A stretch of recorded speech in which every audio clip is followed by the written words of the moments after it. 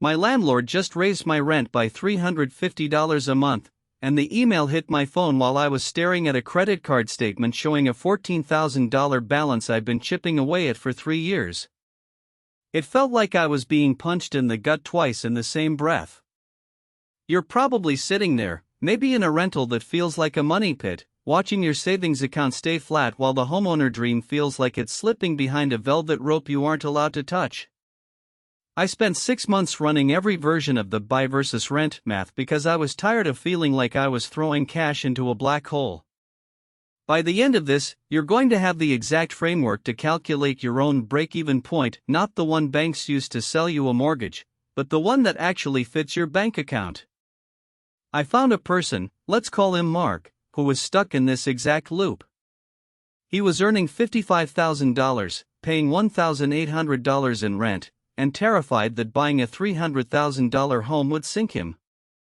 He ran the numbers, waited 2 years, and ended up saving $22,400 just by picking the right moment instead of rushing in out of fear. You're not alone in feeling this anxiety. Millions of people are caught in this exact crossfire, but the math doesn't have to be your enemy. Most people think buying is always better than renting because they only look at the mortgage payment versus the rent check. That's a trap. When you rent, your monthly payment is the maximum you'll pay for housing that month. When you own, that mortgage payment is just the minimum.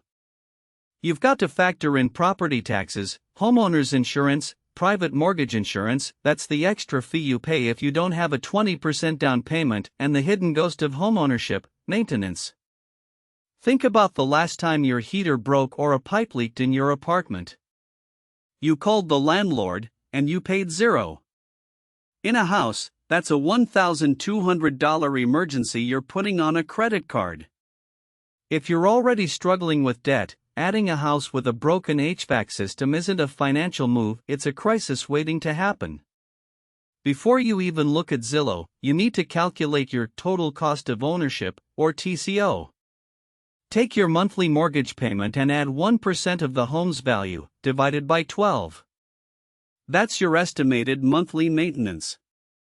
If that number, plus your insurance and taxes, is more than 30% of your take-home pay, you're buying a lifestyle, not an asset. Let's look at the renter's opportunity cost. This is the part that drives me crazy because nobody talks about it. People think that if they aren't paying a mortgage, they're losing money. But if you rent, you have the potential to invest the difference between your rent and what a mortgage would have cost. Let's say you're looking at a house where the mortgage, taxes, and insurance come out to $2,500 a month. But your rent is $1,900. That's $600 a month you aren't spending on the house. If you take that $600 and put it into an index fund, that's a collection of stocks that tracks the whole market so you don't have to pick individual winners, you're building wealth while you sleep. Over 10 years, at a conservative 7% return, that $600 a month grows into over $100,000. Most people don't do this math. They compare the equity they gain in a house to the nothing they think they get from renting. But equity is just the part of the house you actually own. If you're just paying interest to the bank for the first 7 years, you aren't building real wealth, you're paying for the privilege of living there. If you're currently paying off high-interest debt, like a credit card with 22% APR, that's the annual percentage rate, or the cost you pay for borrowing, you should absolutely be paying that off before you save for a down payment. You will never get a better return on your money than paying off a 22% debt. Wait, I need to pause here because I know some of you are thinking, but I'm tired of my landlord. I get it. The feeling of not being able to paint a wall or have a dog is real. But don't let that emotional urge override the math. If you're in a high-interest debt cycle, your credit score is likely taking a hit. A lower credit score means a higher interest rate on your mortgage. On a $300,000 loan, the difference between a 6.5% interest rate and a 7.5% rate is about $180 a month. That's $64,800 over the life of a 30-year loan. That's not just a small difference, that's a car, or a massive chunk of your retirement fund, just gone because your credit score wasn't optimized. If you're in debt, focus on the debt avalanche. That's where you pay off the debt with the highest interest rate first to save the most money. Once that's gone, then look at the house. If that just clicked for you, hit like. It tells me to keep breaking down the numbers that the banks don't want you to see. Now, let's talk about the 3-year rule. If you aren't planning to stay in a home for at least 3 to 5 years, buying is almost always a loss. Why? Closing costs. These are the fees you pay to the lender, title company, and the government to finalize the deal. They usually add up to 2% to 5% of the purchase price. If you buy a $300,000 house, you're looking at $9,000 to $15,000 just to sign the paperwork.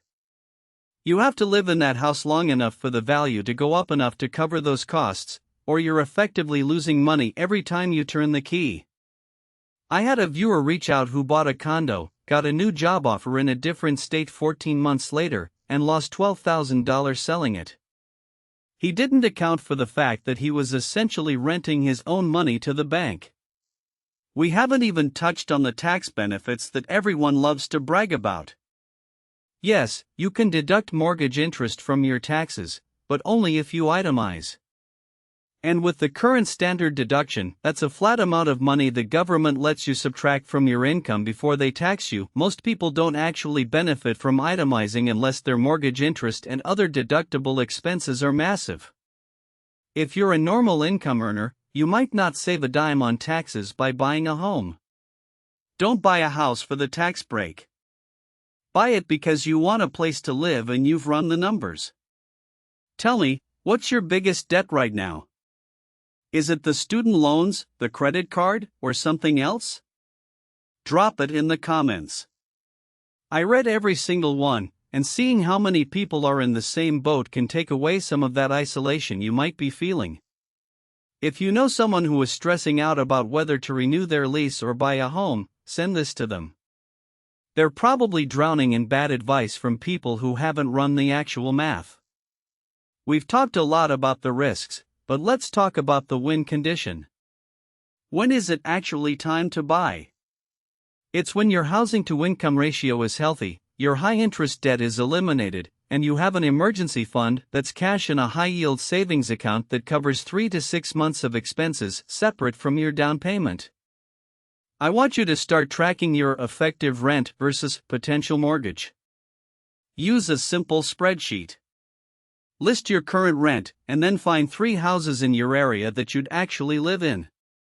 Don't look at the list price, look at the monthly payment with taxes and insurance. Add 1% for maintenance. If the number is higher than your rent, ask yourself, is the extra space or the ability to own worth that monthly premium? Sometimes the answer is yes. But if you're doing it because you feel like you should, you're setting yourself up for a decade of financial stress. If you're feeling behind, remember that wealth isn't built in a sprint. It's built in the boring, day-to-day decisions you make when no one is watching. You don't need to be a millionaire to make a smart move. You just need to be honest about your own math. If you want to dive deeper into how to actually set up that emergency fund that stops you from ever having to rely on high-interest credit cards again, watch my next video, The Emergency Fund Roadmap, How to Stop Living Paycheck to Paycheck. It breaks down exactly how to move your money into a high-yield savings account where it can actually work for you. You've got this. Keep tracking your numbers, ignore the pressure from social media, and focus on the math that keeps your life stable.